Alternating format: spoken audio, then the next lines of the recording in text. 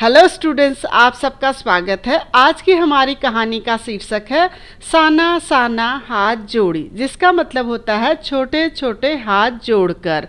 यह कहानी हमने क्लास 10th की हिंदी कृतिका भाग 2 से ली है। दरअसल बच्चों, साना साना हाथ जोड़ी एक कहानी न होकर एक यात्रा वृत्तांत है।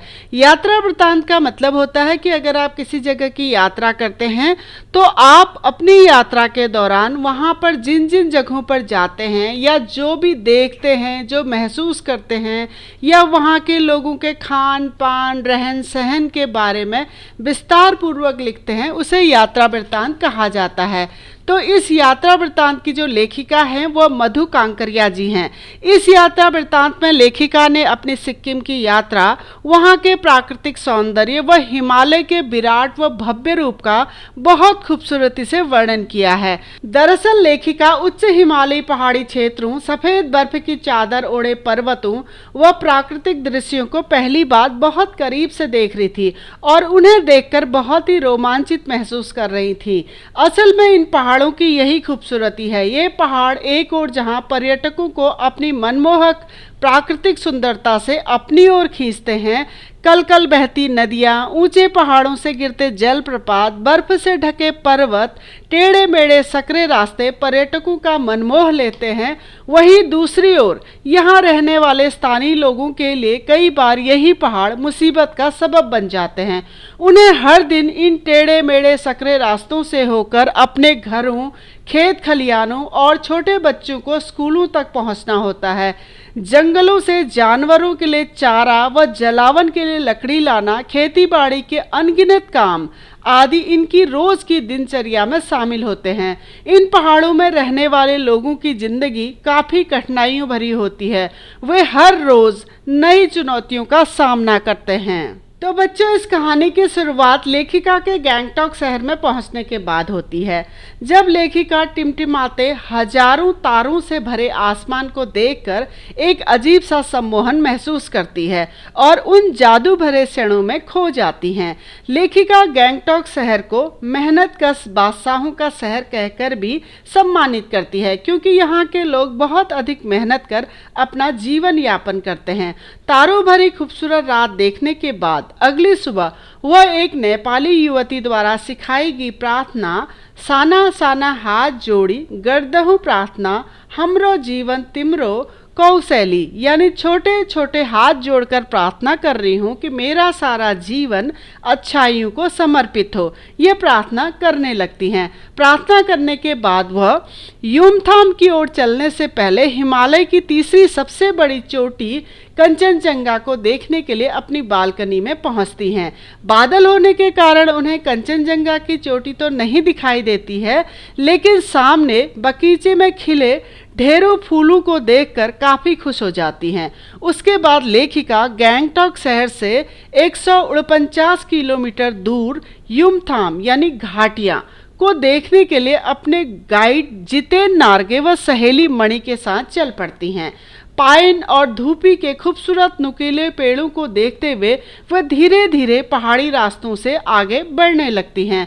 आगे चलते चलते लेखिका को बौद्ध धर्मावलंबियों द्वारा लगाई गई सफ़ेद पताकाएं दिखाई देती हैं। मंत्र लिखी ये पताकाएं किसी ध्वज की तरह फहरा रही थी, जो शांति और अहिंसा का प्रतीक थी। लेखिका ने जब इन पताकाओं के बारे में पूछा तो गाइड जितेन नार्गे ने बताया कि जब भी किसी बुद्धिस्ट की मृत्यु होती है तो उसकी आत्मा की शांति के लिए शहर से दूर किसी पवित्र स्थान पर 108 पताकाएं फहरा दी जाती हैं। नार्गे ने यह भी बताया कि किसी शुभ अवसर पर या नए कार्य की शुरुआत करने पर सफ़ेद की जगह रंगीन पताकाएं फहरा दी जाती हैं। यहाँ से थोड़ी ही दूरी पर स्थित कवि लॉन्गस्टॉक जगह के बारे में नार्गे ने बताया कि यहाँ पर गाइड फिल्म की शूटिंग हुई थी। इन्हीं रास्तों से आगे जाते हुए लेखिका ने एक कुटिया के अंदर प्रेयर व्हील यानी धर्म चक्र को घूमते हुए देखकर उत्सुकतावश उसके बारे में जानने की कोशिश की। तब नार्गे ने बताया कि यह एक धर्म चक्र है, इसको घुमाने से सारे पाप धुल जाते हैं। यह सुनकर लेखिका को लगा कि पहाड़ हो या मैदान या कोई भी जगह, इस देश की आत्मा एक जैसी है। जैसे जैसे लेखिका अपनी यात्रा में पहाड़ की ऊंचाइयों की तरफ बढ़ने लगी, बाजार, लोग, बस्तियां सब पीछे छूटने लगे। अब लेखिका को नीचे घाटियों में पेड़ पौधों के बीच बने छोटे छोटे घर ताश के पत्तों से बने घरों की भांति प्रतीत हो रहे थे, और न जाने कितने ही तीर्थ यात्रियों, कवियों और साधु संतों के आराध्य हिमालय का विराट व वैभवशाली रूप धीरे धीरे लेखिका के सामने आने लगा था। अब लेखिका को हिमालय पल पल बदलता हुआ नजर आ रहा था। लेखिका अब खूबसूरत प्राकृतिक नजारों, आसमान छूते पर्वत शिखरों, ऊंचाई से दूध की धार की तरह झरझर गिरते जलप्रपातों, नीचे पूरे बेग से बहती चांदी की तरह चमकती तीस्ता नदी को देखकर अंदर ही अंदर रोमांचित महसूस कर रही थी। तभी उनकी जीप सेवन सिस्टर्स वाटरफॉल पर आकर रुक गई। यहाँ पहुंचकर लेखिका को ऐसा लग रहा था जैसे उनके अंदर की सारी बुराइयां और दुष्ट वासनाएं इस झरने के निर्मल धार में बह गई हों। यह दृश्य लेखिका के मन व आत्मा को शांति देने वाला था। धीरे धीरे लेखिका का सफर आगे बढ़ता गया और प्राकृतिक दृश्य पल पल पर कुछ यूं बदल रहे थे जैसे कोई जादू की छड़ी घुमाकर इन दृश्यों को बदल रहा हो। पर्वत, झरने, घाटियां, वादियों के दुर्लभ नज़ारे, सभी कुछ बेहद खूबसूरत था। सब कुछ कल्पनाओं से भी ज़्यादा सुंदर था। तभी लेखिका को जमीनी हकीकत का एक दृश्य अंदर से झकझोर गया। जब लेखिका ने कुछ पहाड़ी औरतों को कुदाल और हथौड़ियों से पत्थरों को तोड़ते हुए देखा।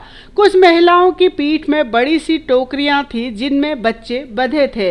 मातृत्व साधना और श्रम साधना का यह रूप देखकर उनको बड़ा ही आघात पहुंचा।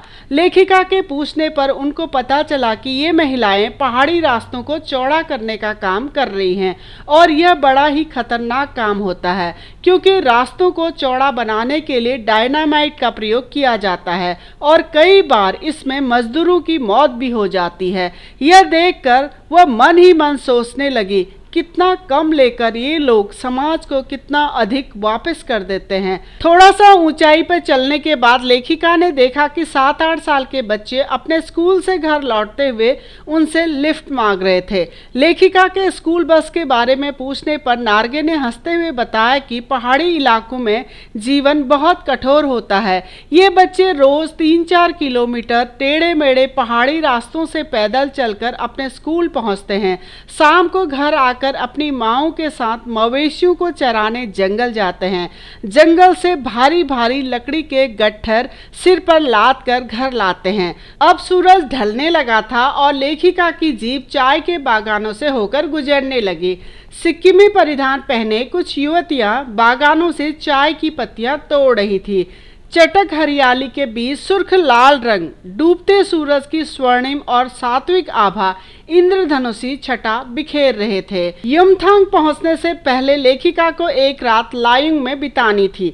लायुंग गगनचुंबी पहाड़ों के नीचे एक छोटी सी शांत बस्ती थी, दौड़ भाग भरी जिंदगी से दूर शांत और एकांत जगह। लेखिका अपनी थकान उतारने के लिए तीस्ता नदी के किनारे एक पत्थर के ऊपर जाकर बैठ गई। रात होने पर गाइड जितेन नार्गे के साथ अन्य लोगों ने नाचना गाना शुरू कर दिया। लेखिका की सहेली मणि ने भी बहुत सुंदर नृत्य किया। लायुंग में लोगों की आजीविका का मुख्य साधन पहाड़ी आलू, धान की खेती और शराब ही हैं। लेखिका यहाँ बर्फबारी देखना चाहती थी, लेकिन उन्हें यहाँ कहीं भी बर्फ दिखाई नहीं दी। तभी एक स्थानीय युवक ने लेखिका को बताया कि प्रदूषण के कारण अब यहाँ बर्फबारी बहुत कम होती है और अगर उन्हें बर्फ देखनी है तो उन्हें कटाव को भारत का स्विट्जरलैंड भी कहा जाता है, जाना पड़ेगा। कटाव पर्यटक स्थल के रूप में अभी उतना विकसित नहीं हुआ था, इसीलिए यहाँ का प्राकृतिक सौंदर्य अभी भी पूरी तरह से बरकरार था। लायुंग से कटाव का सफर लगभग 2 घंटे का था, लेकिन वहाँ पहुँचने का रास्ता बहुत ही खतरनाक था। कटाव में बर्फ से ढके पहाड़ चांदी की तरह चमक रहे थे। लेखिका इसे देखकर बहुत ही आनंदित महसूस कर रहे थे। कटाव में लोग बर्फ के साथ फोटो खिंचवा रहे थे, लेकिन वह तो इस नज़ारे को अपनी आंखों में भर लेना चाहती थी। उन्हें ऐसा लग रहा था जैसे कि ऋषि मुनियों को वेदों की रचना करने की प्रेरणा यहीं से मिली हो, और उन्हें यह भी महसूस हो रहा था कि यदि इस असीम सौंदर्य को कोई अपराधी देख ले तो वह भी आध्यात्मिक या ऋषि हो जाए। लेखिका की सहेली मणि के मन में भी दार्शनिकता के भाव पनपने लगे और वह कहने लगी कि प्रकृति की जल संचय व्यवस्था कितनी शानदार है। वह अपने अनोखे ढंग से ही जल संचय करती हैं। यह हिम शिखर जल स्तंभ हैं पूरे एशिया के। प्रकृति जाड़ों में पहाड़ों की ऊंची ऊंची चोटियों में बर्फ जमा कर देती है और गर्मी आते ही बर्फ पिघल कर पानी के रूप में नदियों से बहकर हम तक पहुंचती है और हमारी प्यास बुझाती हैं।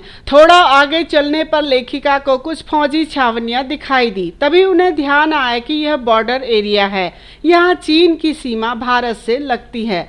जब लेखिका ने एक फौजी से पूछा कि आप इस कड़कड़ाती ठंड में यहाँ कैसे रहते हैं, तब फौजी ने बड़े हंसते हुए जवाब दिया, आप चैन से इसलिए सोते हैं क्योंकि हम यहाँ पहरा देते हैं। लेखिका सोचने को मजबूर हो गई कि जब इस कड़कड़ाती ठंड में हम थोड़ी देर के लिए भी यहाँ ठहर नहीं पा रहे हैं तो ये फौजी कैसे अपनी ड्यूटी निभाते होंगे। यह सोचकर लेखिका का सर सम्मान से झुक गया। उन्होंने फौजी से फेरी भेटुला यानी फिर मिलेंगे कहकर विदा ली। इसके बाद वे युमथांग की ओर चल पड़ी। चलते चलते लेखिका ने चिप्स बेचती एक सिक्किमी युवती से पूछा, क्या तुम सिक्किमी हो?